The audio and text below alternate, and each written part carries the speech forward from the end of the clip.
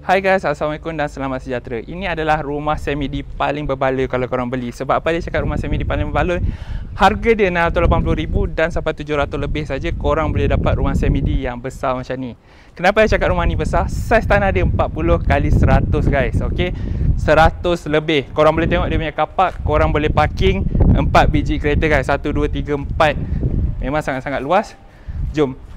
Paling menarik pasal rumah ni, dia freehold dan dia berada di Salak Tinggi. Bila dia berada di Salak Tinggi, dia tak pernah banjir. So, siapa yang nak beli rumah kat Sepang yang takut banjir, ini rumah tak pernah kena banjir. Special dia kat sini, korang ikut Ali Korang boleh tengok, dekat area sini, dia punya tanah memang sangat-sangat panjang. Sampai sini. Bukan. Sampai sana guys. Okay. Sampai sini. Sampai sini. Okey. Sini.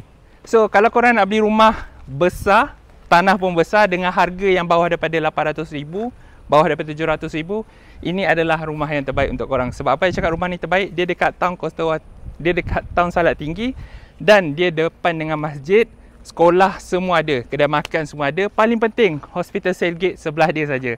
Korang naik kereta 500 meter dah sampai Hospital Sailgate. So, ini rumah khas untuk orang yang suka tanah besar. Cepat-cepat datang tengok rumah. Bye-bye.